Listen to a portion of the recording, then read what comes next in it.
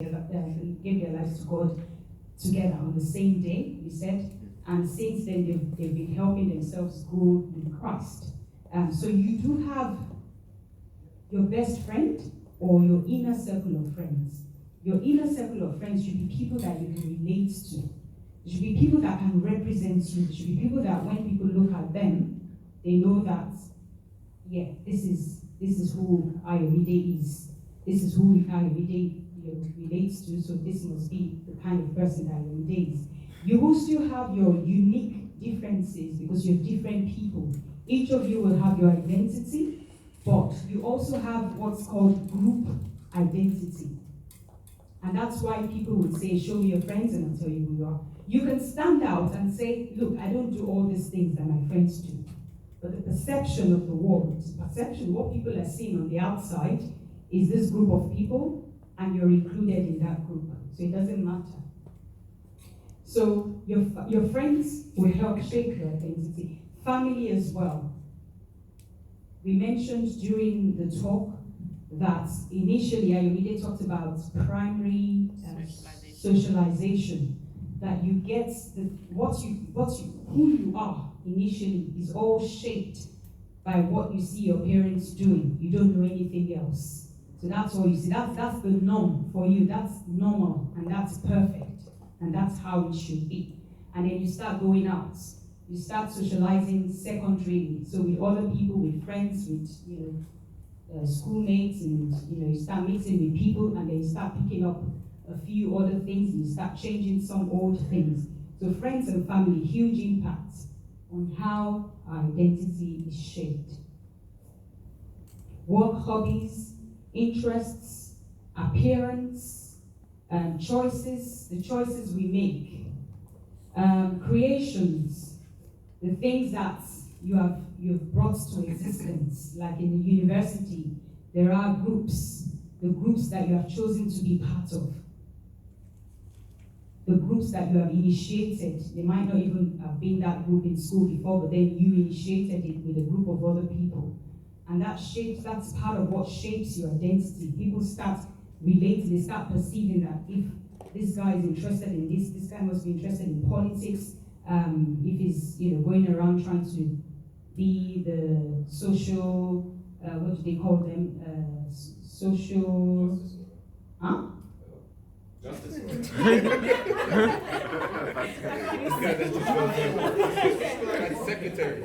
Secretary, social secretary, that's the one I was looking for. Right. So the inventions you make, the things that you create, the groups that you create, the new things that you invent when you're in school, the things that you do, all of that helps shape your identity and to create an identity for you, what people would perceive you to be. Next slide, please. Okay, so how does the world perceive you?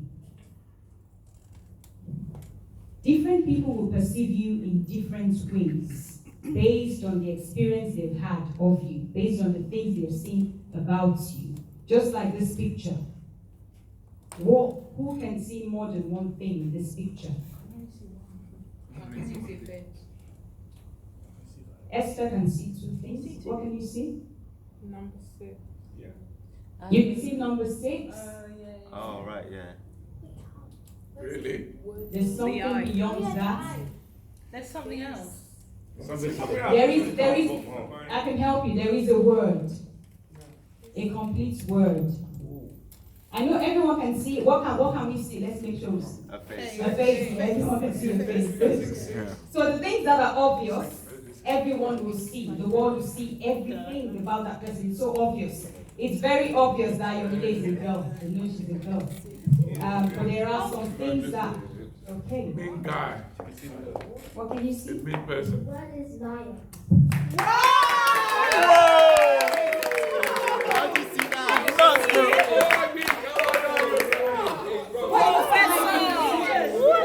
Oh, I see it. I see it.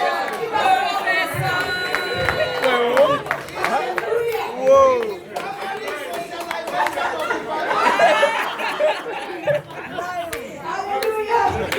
Professor Lini. So he would Yeah, I say, see it. Where is it? oh, you haven't seen it yet. I still can't see Wait, it. where Okay, is that's a lie. To the right. Oh, I see it. Where? I-A-R. So,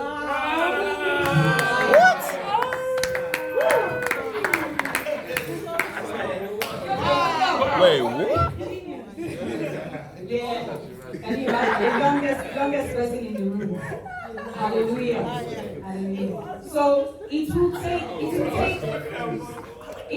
people that have been with you for a longer time. For most people, apart from geniuses like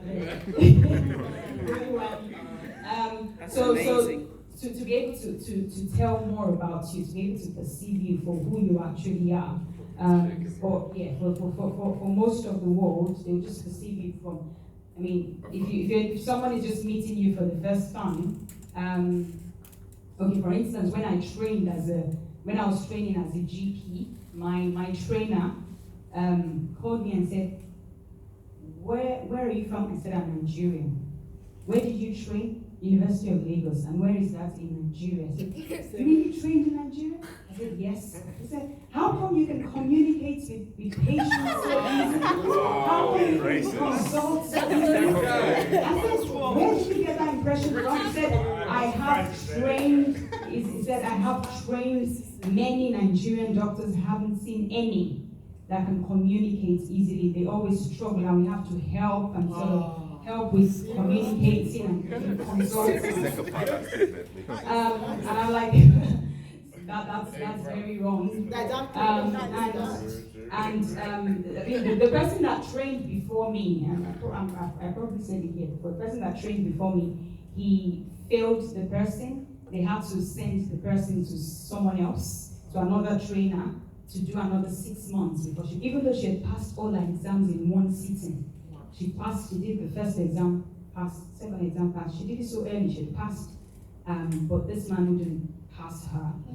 The other one relocated out of the UK before finishing his training, so it didn't complete under him. So it's, over time, he's developed that perception about Nigerian trained Wait, but they're all doctors. Nigerians, the people who infected. No, so it's different people come through him, but his perception of the Nigerian trained, so not just Nigerian doctors, you know there's some Nigerian doctors that trained here. It's not that, it's the fact that we did our medical training in Nigeria. And that was his perception. But obviously his perception changed because 8 months before I finished my training, he offered me a job with him. So I definitely changed his perception. So people develop their perceptions about people based on color, based on age, based on where you live, based on the schools you attend, based on how you speak.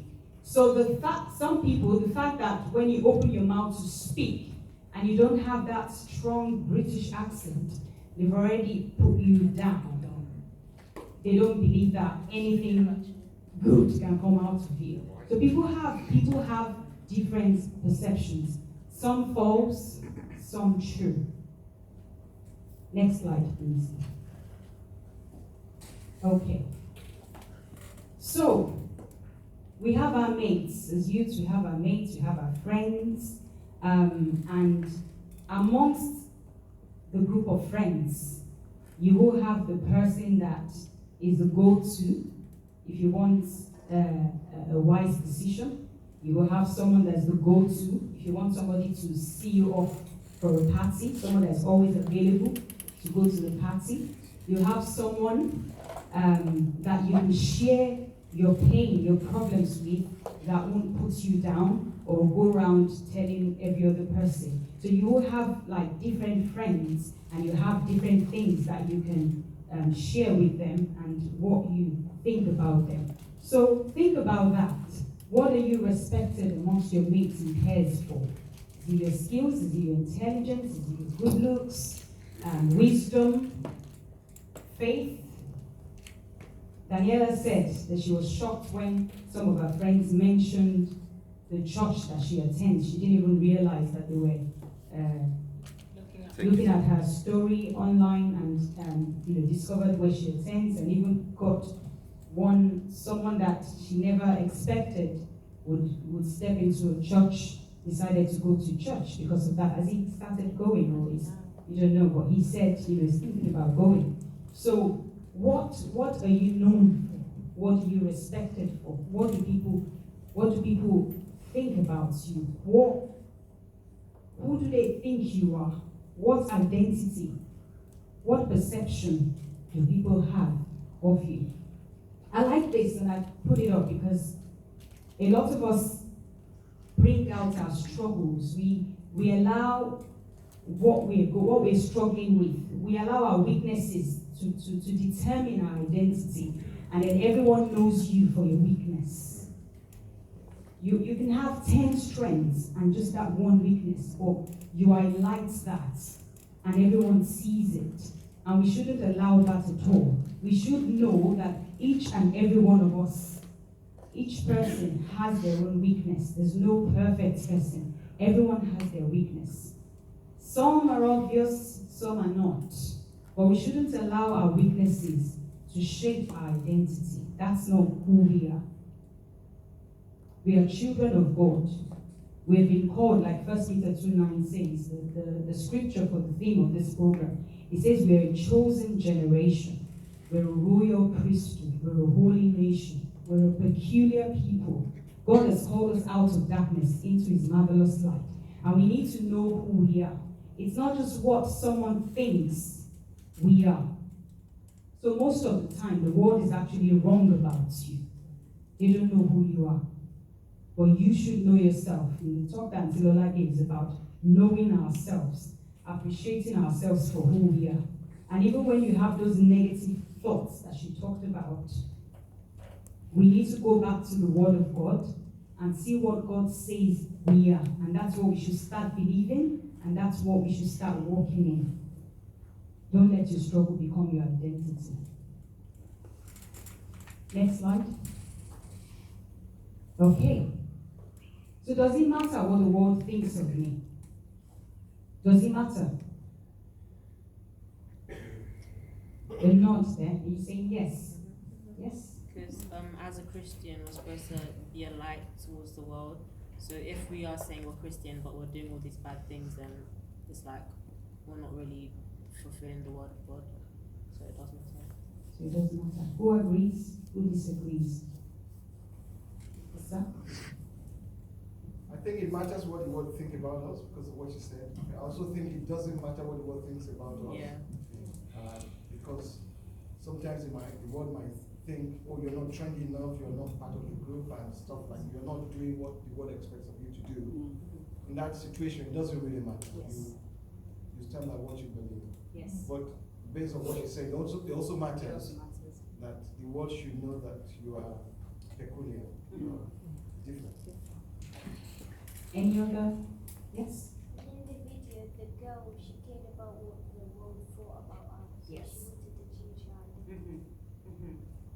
Hallelujah. So he was Share that watching video. that video. There was a girl that was always posting pictures, and she was so concerned about what people said about the picture. So try better luck next time. I saw that one. There was another one about.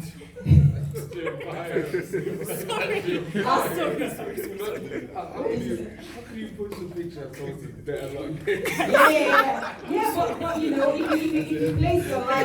if you place your life in the hands of social media, that's what you get. So basically, it's both yes and no for those reasons. You need to know the reasons why we're saying yes and no. Can we just? I know I've got probably 3 minutes left. So those scriptures, probably we'll just read one of them. Has anyone got the message? Yeah. Yes. Can you read 1 Thessalonians 2:4? I think I've only got one more slide. So from the message, it'll be from 3 to 5. Because the message groups them. Oh yeah, read that. Okay.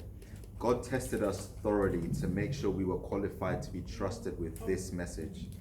Be assured that when we speak to you, we're not after crowd approval, only God approval. Since we've been put through that battery of tests, you're guaranteed that both we and the message are free of error, mixed motives, or You hidden said what I agendas. wanted, so God approval. So we're not seeking for crowd approval, which is what that lady in the video was seeking for, crowd approval. Wanted everyone to say, oh, you look nice, you look trendy, you look sweet. But it was all negative comments that she got. If that's what we're always seeking, if we're always seeking for crowd approval, then we've completely missed it. Your identity is not based on what people think about you. You need to know yourself for who you are. And it's God approval that we're seeking. If you read the other scriptures, it also tells us why we should care about what the world thinks about us, because we need to be the lights, like Iomedia said. God expects us to reach out to others and influence others.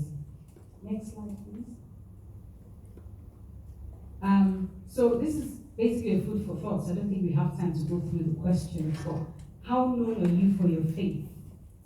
How known are you for your faith? And we don't need to go about saying, I am a Christian, or write it on your face, I am a Christian, or do a tattoo, I am a Christian, which people have, by the way. But, I mean, look at that word. St. Francis of Assisi died a long time ago, 1226 or something like that.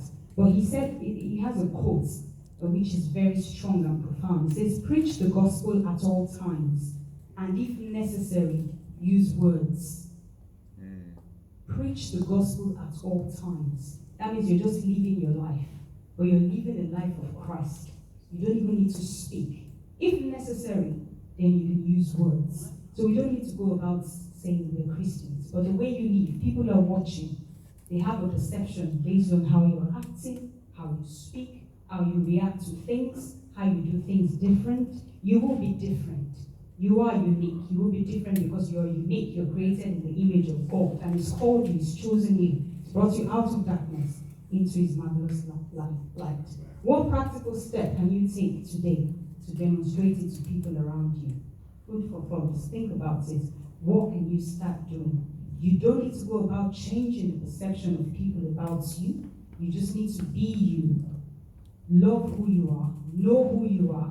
And in knowing who you are, you will develop the confidence to go around being who God has called you to be. And with the last slide, I'll just leave you with that. Just keep shining. Keep being who you are.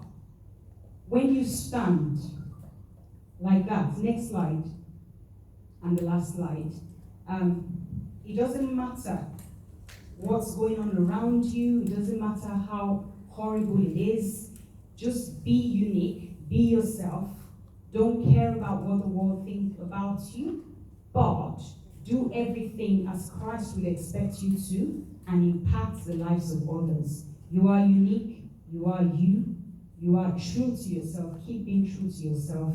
And the Lord will bless you all in Jesus' name. Amen.